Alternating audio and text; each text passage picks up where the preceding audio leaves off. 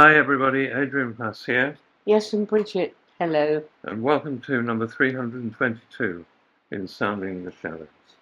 And we don't need to look very far, do we, Adrian, for something significant this week, No? seeing as how it's significant to everybody in the whole world, and it's been on the news continually and constantly.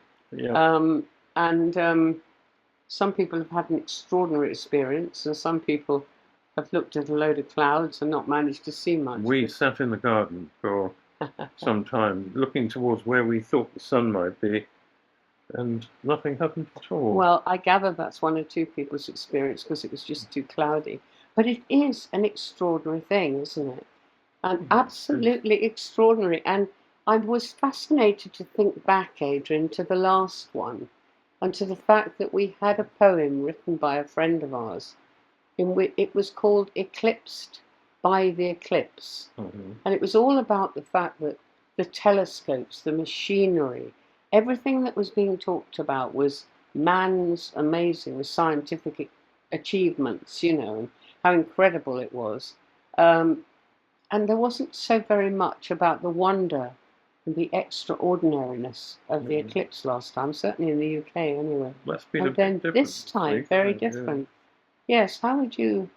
Well, I think I don't know what it means, but I've heard a number of people recorded as talking about the inner significance of it and feeling it's something to do with God, somebody said, and somebody else talking about change and the significance of the source of light being blocked off. So I don't know, it's just And people just the thinking in a sheer different fact way, I that suppose. you may have all the scientific equipment in the world and all the exploration, but you actually can't make the world go dark. No. You can't block it out. You can't have birds shivering in trees and animals wide-eyed staring upwards and a strange atmosphere.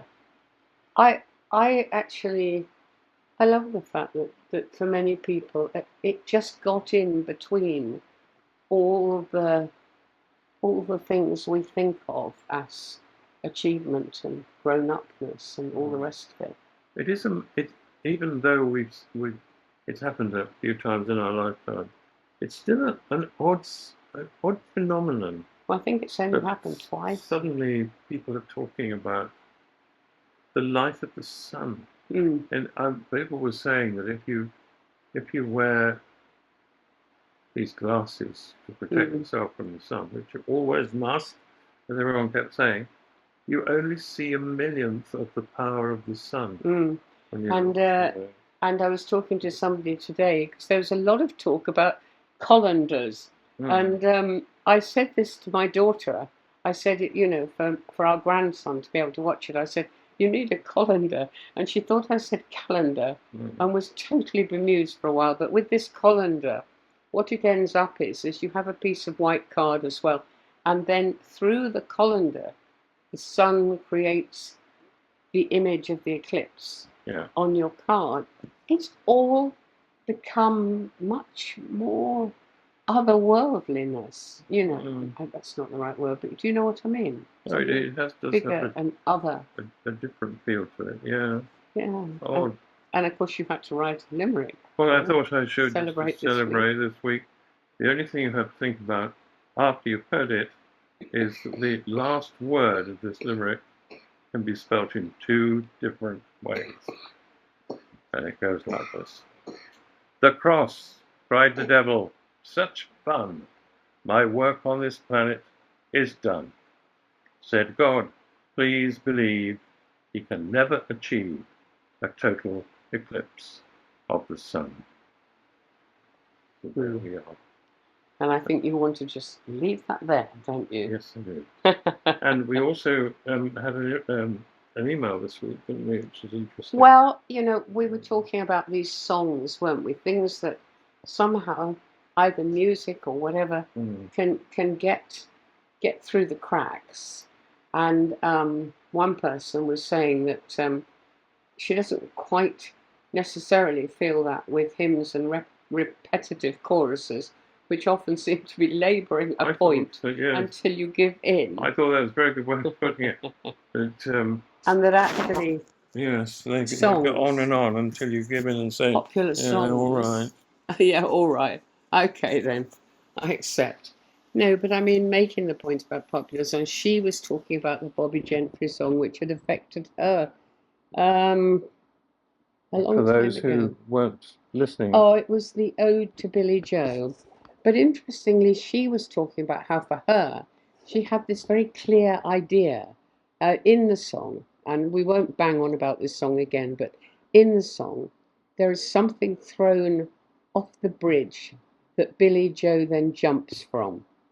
And this person said they thought that it might well be that it was an unwanted child that was thrown from the bridge, and that he was the father and committed suicide because he couldn't handle the guilt, etc., etc., etc., and that the girl in the family at the table was the mother. But actually, Bobby Gentry said, that's really not what I wrote it about. I wrote it about the fact that when you're involved with the minutiae of your own life, you can become so self-centered. No, that's not the right word. So centered on staying alive and doing the next thing, and there's always something that needs doing, that sometimes things just don't get through at all. But what Bobby Gentry isn't able to do, and nor as anybody who writes or sings or whatever, you are not in charge of what people think they've discovered in a That's song. true too. Or whatever they've heard. I mean, she mentions one or two that I think other people would know. Cyndi Lauper's she describes, True just Colours. first of all, she describes a nasty little story and so full of dark strands. Yes. Which I suppose could be true, but the thing that really touched me was the combination of this swooping, doom-laden music, Yes. and the fact that you don't know what had happened. Well, music adds an enormous amount, doesn't it?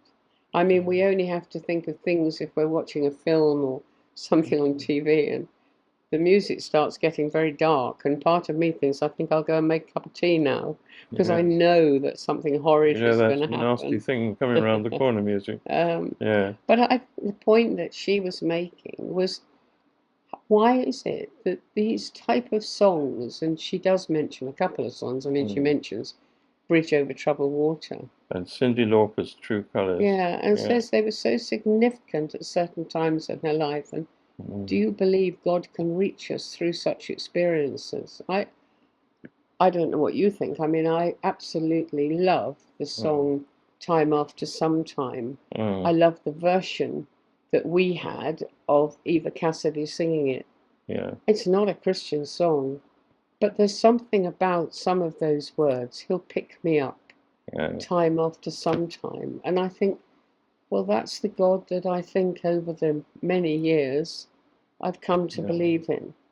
That you may fall crash, but you will be picked up. You will carry on, and it won't be once, it will be time after some time. That's right, but it wouldn't matter even if it wasn't such a recognizable connection as that. Oh, well, if it's about the human condition, whatever that is, and relationship and things you feel. I mean, she says, do you believe God can reach us through such experiences? I think it's tragic that we should even question whether that's so. I mean, if you say that, then you cut out all music. You cut out all beauty of nature. You cut out every conversation you've ever had with anyone. Yeah, exactly. You know, if the Holy Spirit can only reach us from these choruses that we sing in church, then I think that's very dispiriting indeed, actually. Well, a couple of times we've actually used secular music, secular songs for a communion service. And if you choose the right ones, if you choose the songs that do have a profundity, it doesn't really matter because communion is so much about relationship and other aspects of actual real life. Anything that makes you feel something is worth tracking down and well, I think so, and you know we think so, but I don't know what other people think. And I sometimes think that there is a fear that if you're not sticking within certain perimeters quite firmly, then you might just fall off the edge. And there's something that's been happening this week in our garden that has fascinated me. I know you're not supposed to encourage pigeons, but we have a family of pigeons who live in our garden. And they're quite big now, the babies. In fact, they're very big. In fact, Yeah. they're nearly as big as their mother. And they're trundling along behind her, hoping she will feed them, despite the fact that we have fat balls and bread and other things out for them. And what fascinated me was this mother bird turning, and now I thought she turns. Let me tell you what she does. I don't know if you saw her. Yes, I did. She Yeah. turns. She gets hold of the beak of That's this right, youngster yeah. And and shakes it. bobbles up and down, Yeah, up and yeah. Now I thought that what she was saying is, "Oh, for goodness sake, you're far too big for me to be feeding you." Now, in actual fact, what it is that she's making the beak of her child go right deep into her throat Yeah. to get the food that she Well, has it's what they got there. call crop milk. Yes, it is. It's milk that they need, which is stored, as with some other creatures, Yeah. in the throat of the mother or Well, the that's mother or right. father. But I But, prefer yeah. my idea Yeah, because I've right. seen it again, and I thought, yeah, it's about time you lot pulled yourselves together and got on with learning how to live your own lives. I felt quite strongly about that, really. Did you tell them? Well, not really. No, no. But it did remind me. I've, yeah. There are bits in the Bible that one forgets, aren't there? Quite a few, really. I can't remember. You can't Yes, remember of course there are. anything. Yes, go on. This is, sorry, do forgive me, I've got a wretched cold. This is about, in Hebrews, and we're never quite sure who wrote Hebrews, but quite firmly saying, let me find it, hold on. He's saying, we have much to say about this topic, never mind what the topic is, you can look it up in Hebrews 5, but he says, although it's difficult to explain, because you've become too dull and too sluggish to understand. For you should already be professors instructing others by now, but instead you need to be taught from the beginning the basics of God's prophetic oracles. You're like children still needing milk and not yet ready to digest solid food. For every spiritual infant who lives on milk is not yet pierced by the revelation of righteousness, but solid food is for the mature, whose spiritual senses perceive heavenly matters. I just think, just the last tiny bit, and they have been adequately trained by what they've experienced to emerge with understanding of the difference between what is truly excellent and what is evil and harmful. And I was thinking the great danger, great danger, is to look at the black and whiteness of that and think, oh, right, so things that are connected with childhood they're sweet, but they're not relevant. But when you grow up, you really know. You know what's black and you know what's white. And we've just been talking about how subtle communication from God is. Yeah. And really, what are we talking about with maturity? Well, I think within the church it's about safety. All right. I think people acquire habits of thinking and behaving and approaching stuff. Well, actually, I think that applies to any tribe, Of course it does. any section of it people. does, yeah. You want to get to know the rules, Yeah. and then you want to stick in with it. But I mean, the difficulty is that if you really mean that you're trying to find the mind of Christ, I don't know the right words really, Well, then it won't be white at all. But it will be. Well, it'll be whatever it is. Yeah, but I mean, it will The be most black and white in important the thing. sense of, as it says here, what is true. Well, it will, I But what is suppose, that? but it will be randomly true of Yeah. each occasion when you try to work out where you're at with it. I mean, one example you've mentioned before, I'm sure, is that wonderful little piece in Cranford, where the main character's sister is asked to walk behind the funeral to accompany the young girl who has to walk there. Well, and yeah, I mean, just very. If you have known nothing about Cranford, Mm. it's the most wonderful village, and there's a group of women who really run the village in many ways. And yes, the eldest of the two sisters knew exactly what should and shouldn't be done in terms of her upbringing, and was determined that she wouldn't do it. and she wasn't going to, because this girl, her father was away at sea, and she was going to have to walk behind the funeral of her sister, if you remember, who died. And the other women would see her, and they know would that a woman just doesn't do that. deeply disapprove. The wonderful, it was Eileen Atkins, who was a favourite of ours anyway. Her character spent the night sitting on her bed thinking, I don't want to do this, but there's another rightness which Yeah. I've got to get a grip on. And in the morning, to everyone's great surprise, out she comes to walk along the street. And in one sense, it sounds little. So she walks with this girl, and this girl doesn't walk alone. Yeah, that's right. Yeah, but so people talk about the mind of prayer. We used to use that phrase. It was one of the jargons.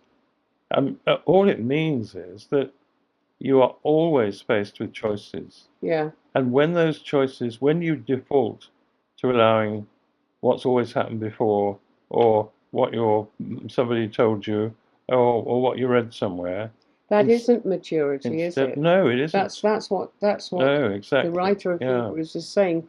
That's not maturity. Maturity is searching and wrestling and trying to find, like she did all night, trying to move from what she knew to be right to what she knew to be right. Yeah, exactly. And that's for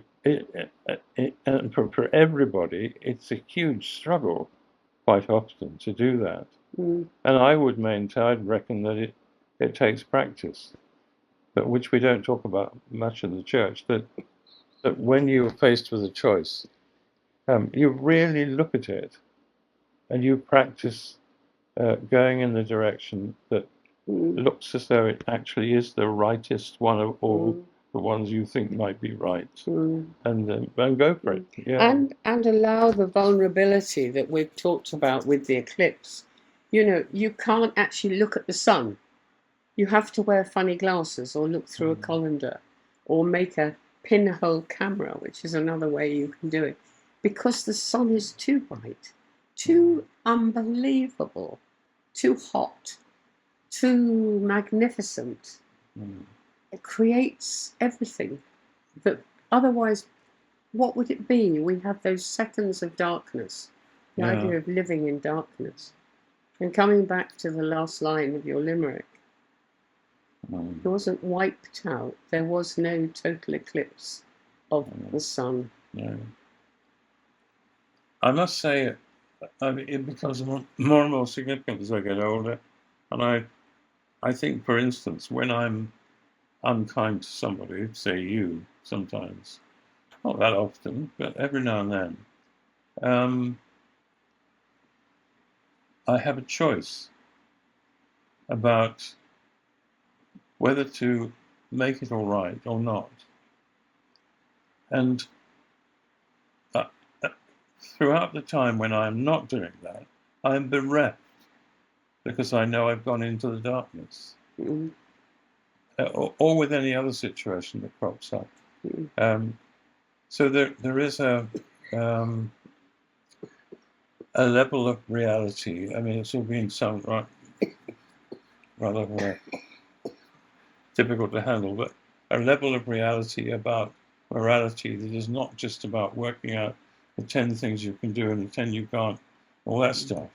But now, at this moment, when a choice has to be made, what is the right thing? And I mean, to coin one of your own phrases, the way Jesus walked was he walked the way of grace. Yeah. The rock of the law is impassable. The swamp of license you sink in. You don't have to agree with everything. You don't have to allow everything.